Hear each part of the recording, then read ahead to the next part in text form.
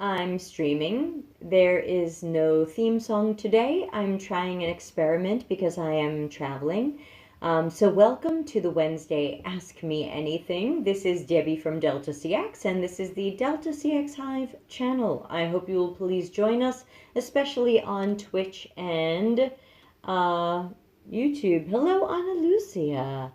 It works, yeah. So, and of course, if you'd like to ask a question, you can put it in the chat. It's not going to pop up on the screen because I don't have that set up yet, but I can see it. And so, yeah, you can ask a question in the chat and I'll read it out loud. Or you can send it anonymously to dcx.to/q. So while I wait for questions, I'll explain, yes, this is Prism. This is the Prism free version. I haven't paid for it yet, so you're probably getting a Prism watermark on it.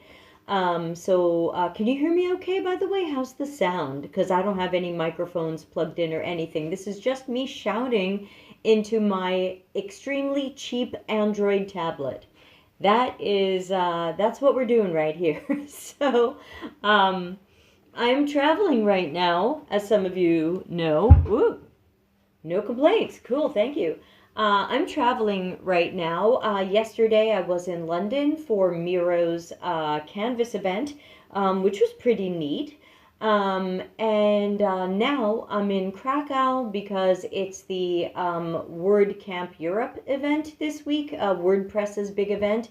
I've never been to it before. I don't expect to go to it again. I have a little half-hour talk I'll be giving. So, and I'll be back in Krakow again in September with the Waze conference, wazeconf.com. Check that out. I'm doing both a half-hour talk and a half-day workshop if you are going to be in Krakow.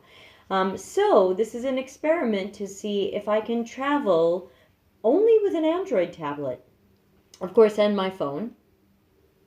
But to not bring a laptop. WordCamp Europe requires us to present from their laptop from slides we hand in and can't change later. So I didn't need my laptop, whereas I'll probably bring it in September for WordCamp. For WazeConf.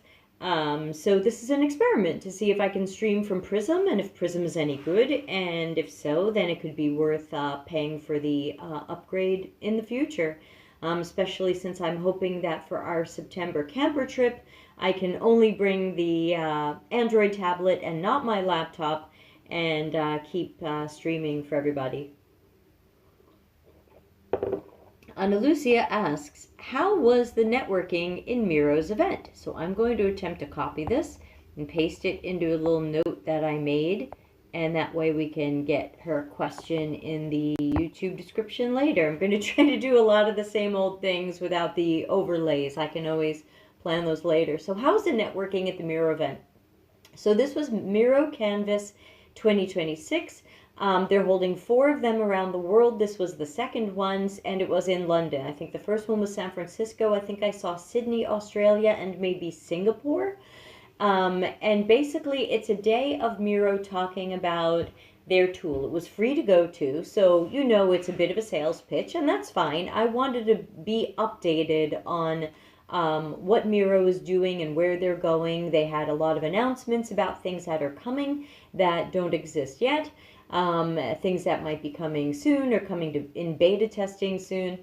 They showed a lot of their AI work, and I could tell from what they were saying that their main sales pitch, because I'm always saying, why do I need Miro's AI if I already have Claude and I'm doing my work in Claude?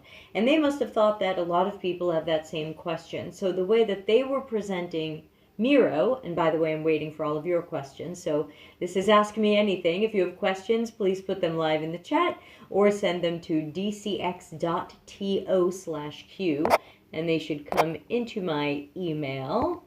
Let's see, don't see anything yet. Swipey swipe. So it sounds like Miro's positioning is that Miro and its AI, and you can pick from models. It looks like they've integrated with both Claude and OpenAI, and you can pick the models. Miro's sales pitch or angle or value proposition seems to be that a lot of your work happens in Miro anyway, more of it could happen in Miro, and Miro is a natural place for people to collaborate. And I don't disagree with these things. I think a lot of teams use Miro way more than I do. I'm very old school with it. Like for me, it's still a virtual whiteboard, so it's very sticky notes and screenshots, and I'm not using it for slides. I'm not using it for docs. I'm not using it as a spreadsheet or an Airtable replacement. And so Miro can do all of these things, and so their point is kind of use AI in a collaborative environment where your team already is. And I think that can make sense for some applications. I don't think that's a bad value prop, but I also know that if Claude ever creates a more team-based functions and a virtual whiteboard, they might be eating Miro's lunch there. And so I hope that Miro can come up with more value there. And again, I'm not saying Claude or Anthropic or OpenAI will go in those directions. I have no idea. They might say, virtual whiteboarding, we don't want to go there. Let Miro and Mural and whoever, and Google, what is Google called theirs again? Jamboard and, Fig Jam, whatever. Let them all fight it out. But I think that can make sense. But I worry that it's not a long-lasting value proposition, because if OpenAI or Anthropic create a whiteboard canvas that integrates a lot of things, because Claude already has connectors. You can already connect even to Miro and to Google Drive and to other things. So you can pull things into their environment. So there's already that sense of it being a platform and a place where things connect. If it ever becomes more of a team collaboration system, then I think Miro could be in some trouble. But for now, they're in no trouble, and they're making a lot of interesting changes. I'm not paid to say this. It was free to go to. We got a small Bluetooth speaker as swag, which is great. My Bluetooth speaker just died. Google's ending that feature, or they already did. Yeah, it wasn't that good. Google sometimes tries these things and realizes nobody uses them because they like Miro or Mural or Fig Jam, and so Google just kind of sunsets it because nobody adopts it. And I wonder some of those things about Miro. I wonder how many people in Miro are really adopting writing documents or creating spreadsheet types of things when the functionality is so limited, and it's not going to be like working in a Microsoft Word or Google Doc. And so not sure there. But Ana Lucia's question was also about the networking, and I wanted to say the networking was really great. Why would I use a feature that isn't compared? That was my question too. When I saw Miro, I don't know, a year ago, moving toward docs and Airtable type of tables and slides and all of that, and I thought, why would you do that? Because if companies are embedded in the Microsoft ecosystem, then they have to use Word, Excel, PowerPoint. If companies are embedded in the Google system, then they have to use Google Docs and slides and sheets. And even some Miro staff said, hey, at work, we're using Google Workspace. We're using Google Docs. We're using these things. So it sounds like even they understand that it's not a replacement for these things, and that data will move back and forth between them, that you might do something collaborative on a Miro canvas, you might have the AI do something with you, and then you might move that to your Google Docs or your Confluence or somewhere where you keep some of these records. So I get it. I don't think they're going to be a replacement for these things, but I also think they're not trying to be, because the functionality is relatively limited. I think Miro is trying to become the best collaboration tool, the best team tool, the best tool for team-based work, team-based decisions. They talked a lot about using their AI and their different types of boards and diagrams and things and exercises and templates for decisions, for team discussions and team decisions, and documenting these things and moving forward with these things and keeping an eye on these things. And again, I think that can make sense. Um, mm, they gave us something really cute. Let me go get it out of my bag. Um, sorry, we're in a kind of Airbnb type of place in Krakow. So it's like a little apartment. It's really cute. So we could make stickers. You took a selfie, and then it would make stickers. And I got the 8-bit stickers, and I thought it captured my hair incredibly well. That was pretty good. They were free. It was just a little giveaway, so they really didn't give us much at Miro. If you think you're going there for swag, it's not super swaggy. But again, that wasn't my goal. I went with 3 goals, and swag wasn't one of them, and pretty much never is. So, super cute stickers. I'll certainly put one on my laptop. I also appreciate that the stickers don't say Miro. It's just my memory of going to the Miro event, and they didn't put everything Miro on it, other than they used Miro yellow and black, because I wasn't wearing a yellow shirt. And again, we got the JBL Go 5 Bluetooth speaker, and my Bluetooth speaker from like 13 years ago just died, so I'm like, hooray! That's pretty good. Thank you. Thank you, Miro. That's a pretty good swaggy thing. So Ana Lucia also asked how was the networking, and I thought the networking was rather good. There had to be about 100 Miro employees there from different departments. So if you wanted to meet people, and even the CEO was walking around, high-level executives were walking around talking to people. It was really very personable. Is that the right word?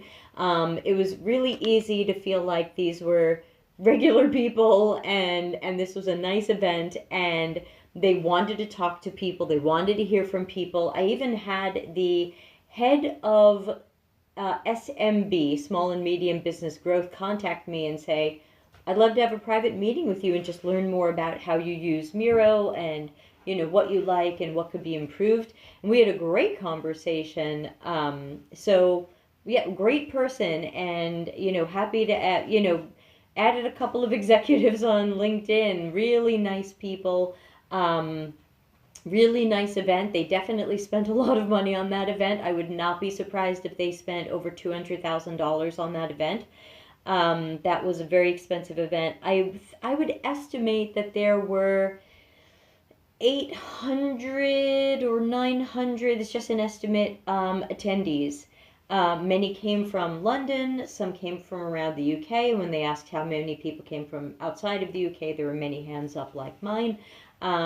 So people came from all over. I met people from Germany and Ireland and some other places. Evidently, Miro has a main office in Amsterdam. So they have offices in London and Amsterdam, and those are kind of their core UK and EU headquarters. I've never been to their offices, but you can see me, right? I'm moving. The sound's okay, just because on my phone it looks a little frozen, but I don't think I'm getting a live feed on my phone, and that's okay. Yeah, and then the attendees were generally, I didn't meet a negative, bad person at all. Really nice people. I met some of the Miro Heroes, which is a community I'm part of. Miro consultants and some other types of heroes. I think they need to do more with that community, and that was some of the conversations I had with some of the staff. But I met product managers, I met lots of people. Attendees really ranged. I met UX professionals, I met product managers, and I met data scientists, engineers. I met consultants, you know, people trying to coordinate or add AI in their companies, or consultants trying to help other companies with that. It was a really good mix of people. They did have partners there, but those people, they're like, there wasn't booths and stalls, at least not that I found, so you didn't feel under pressure by partners. They did email me like, hi, do you want to meet? But But I didn't feel very pressured by partners, so there was no pressure to like go talk to these people if you didn't want to. But I met a couple and they were great. A German guy and a guy based in London, separate companies, nice people, would love to stay in touch with them. Um, so yeah, really, I went in with three goals and I achieved all three goals. And again, it was great that it was a free event because they're just trying to really pitch what they're doing. So why should I pay for a full day sales pitch? The venue was interesting. I got a cheap hotel nearby, easy to get around that part of London. We had a meetup. Oh, let me take out my camera, phone stuff. We had dinner with some of the people from my community, people you have heard of. Let's look for some of the pictures. Um, so let's see. This isn't a. Let's see. This is a decent picture. Okay, let me zoom in a little bit. So you'll know some of the people in this picture, but not all of them. So let's see. So we went out to dinner. This is Charlene. If you're a part of Slack or Discord, you know Charlene. There's me. This is Malika. She draws almost all of my book covers. You know, she did Customers Know You Suck, Disruptive Research, and Life After Tech, and she drew Debbie Flies Over the City.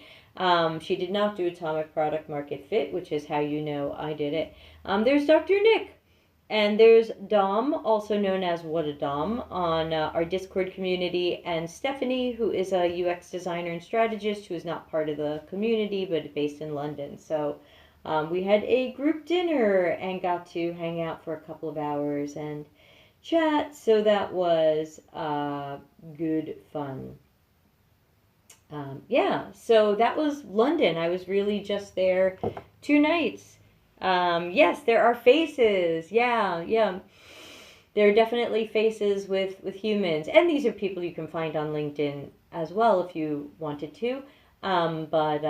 Yeah, so now in Poland, WordCamp Europe usually gets 2,000 or 3,000 people with lots of sponsors. So my hope again, what am I here to do? Network. Here, let's center me a little bit better.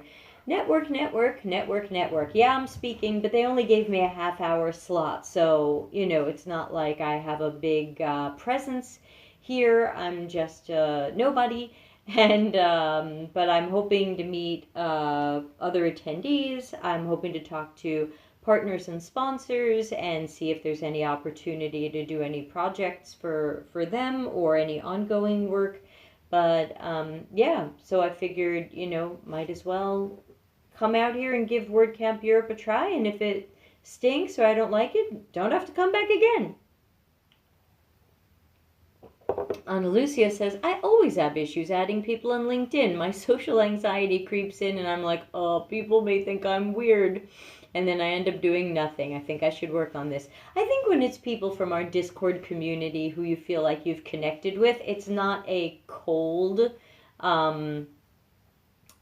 introduction. They know who you are. I mean, at least they know your Discord name and you know who they are. And, you know, we have some very active people in the community. And I always wish that the people in our community would connect more. It doesn't have to be LinkedIn because LinkedIn's not a great place, but you know, using our live video rooms and talking to each other and getting to know each other better and just making more personal connections. So yeah, it's not like this is a cold outreachy thing. These are people, you know, you should feel a little connected to, one would hope.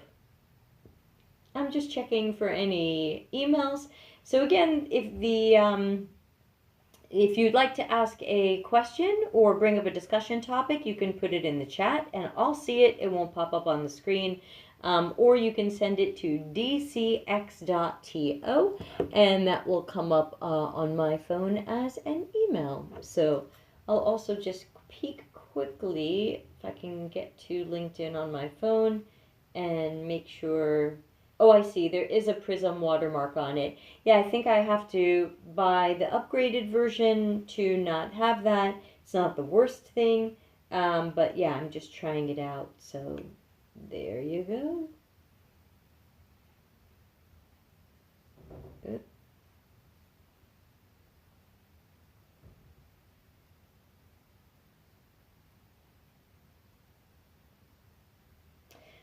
Okay, just checking LinkedIn.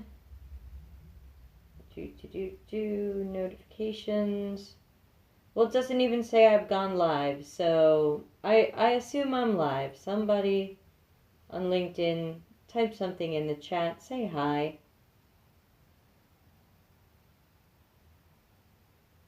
Gosh, my LinkedIn profile looks so weird on mobile web. It's like they really didn't care. They just want to push you into the app. And why?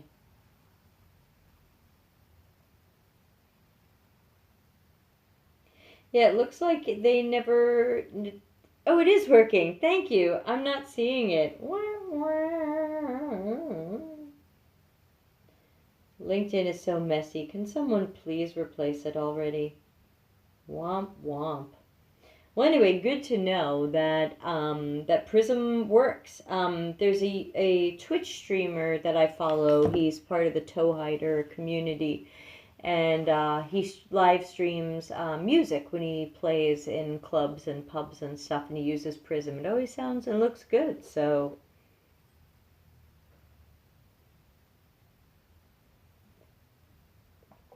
yeah, good to know it's working, and that maybe the upgraded version could be worth it depending upon how much I'll be traveling or streaming. And again, I am streaming from an Android tablet right now, and a cheap one at that. So, this is not a 4K camera.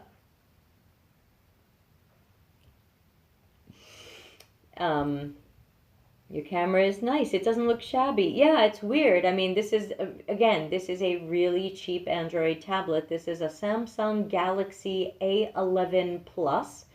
It is not from their Tab line, which is the expensive tablets. It was 180 euros, and it was just part of my experiment to see if I can start traveling without my laptop and with something really cheap, so that if I were to get burgled again, I would not lose an expensive laptop with a lot of things on it. I would lose a cheap Android tablet with not much on it.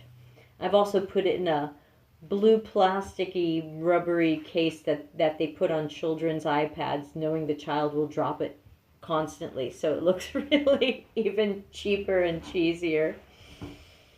So yeah, great. I mean, maybe this is just Prism doing the best it can, and that's cool. And I'm logged in through a VPN, so I figured, oh, this is going to be terrible because it's going to be Wi-Fi at this Airbnb, and then a VPN, and then an Android tablet with not even a 4K camera. This is going to be garbage. I'm just shouting into it. I don't have a microphone. So, yeah, thanks. If anybody has any questions or any topics they want to talk about, let's bring it up. Otherwise, I can certainly wrap up for tonight.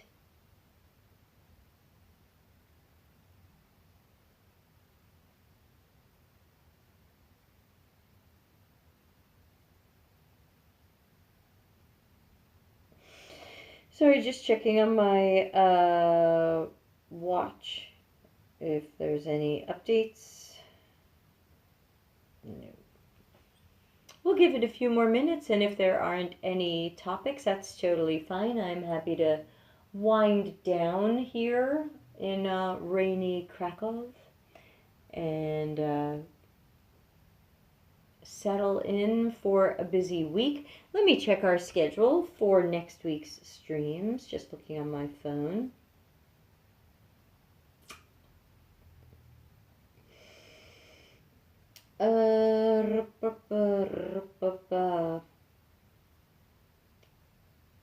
Yeah. Next week I'm going to bring back an oldie but goodie. We're going to talk again about behavior triggers.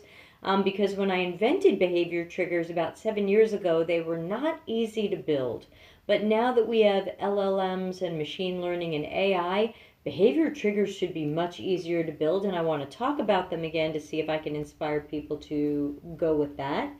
My vocal coach Debbie stream will be about the storytelling of the song Intruder by Peter Gabriel and singing choices that he's making and how that affects the mood of the song. That's all Tuesday, June 9. And then it looks like Wednesday the 10th. I guess it's time to have Dr. Nick back. Hopefully he's available. I will send him a note and ask if he's still available for next week. So we do have some streams. Let's send him a note.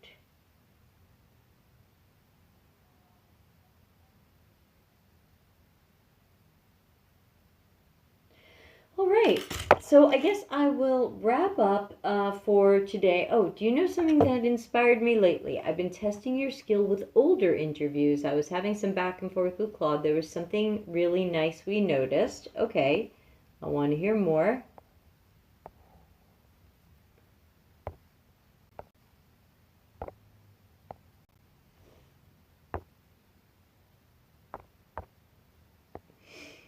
I assume Ana Lucia is typing, and I will hear more in a moment.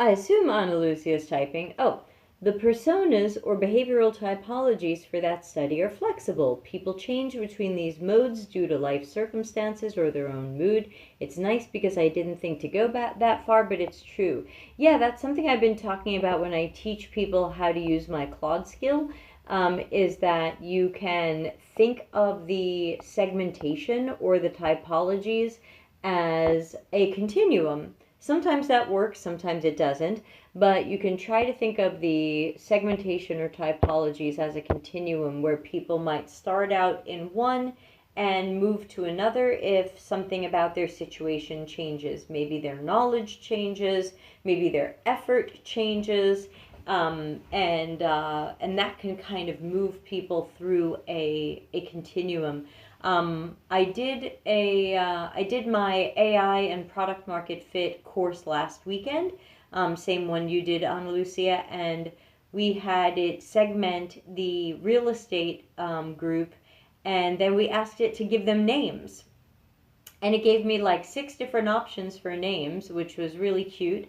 And so we named them, oh gosh, what was it? Explorer, Navigator, and Veteran. So the idea that the explorer were the people who were very new to buying the properties and really didn't know what they were doing and were on the edge of messing it up all the time or did mess it up. And then you had the navigators who had more knowledge or savvy or had more people helping them, and so they were less likely to make mistakes or made no mistakes. And then we had the veterans, who were the people who had been buying properties before and really knew what they were doing. And hypothetically, someone who starts out an explorer, when they get more experience or knowledge, or they pick a country where they have more connections there and people who can help them, they might move into navigators. And then if they keep buying properties in other countries and they really start to get to know some of these systems, they might be veterans. So yeah, I always think that segmentation, whether you call it personas, typologies, behavioral typologies, customer profiles, whatever, can be a lot more compelling when you can show kind of a continuum or a progression. That was one thing that was not compelling when I was at the Miro event, and I even said something to the worker afterwards because I was like, oh no.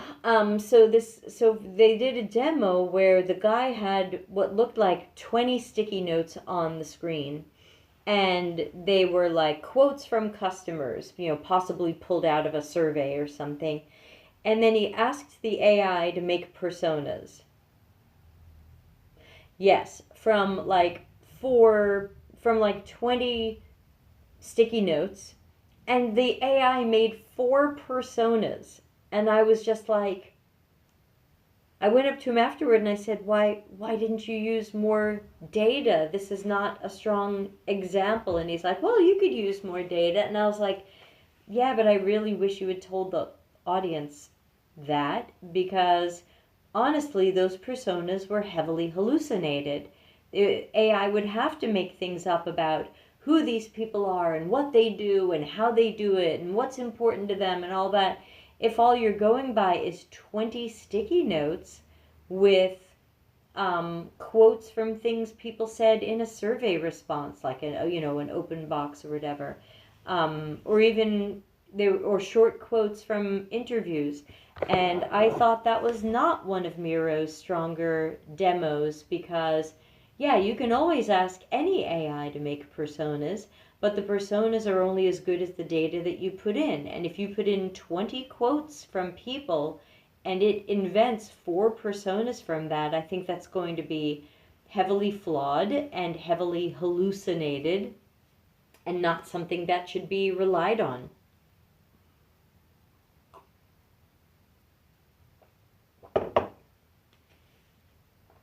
Anyway, looks like we don't have a lot of questions or discussion topics today. Oh, in this case, it wasn't exactly a progression.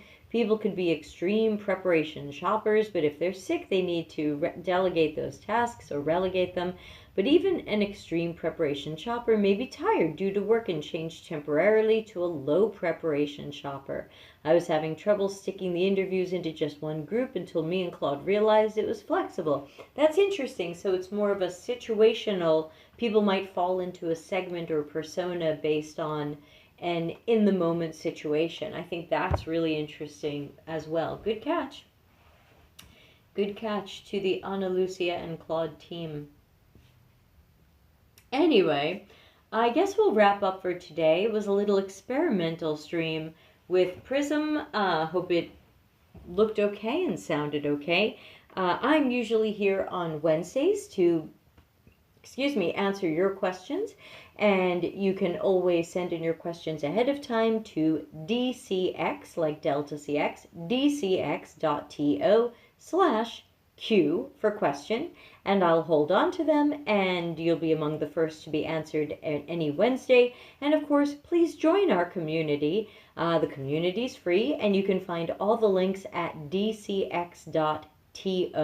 That will link you to the Discord community, the Medium articles, the courses, which are usually not free, the coaching that I do, first one free, all kinds of stuff. Anything you could possibly want to do is going to be on that page. So I see an end button, so that's probably what I need to press. So thanks again to everybody for joining for an experimental Android tablet stream. Have a great rest of your week, and hope to see you around the Discord community, and have a great day. Bye!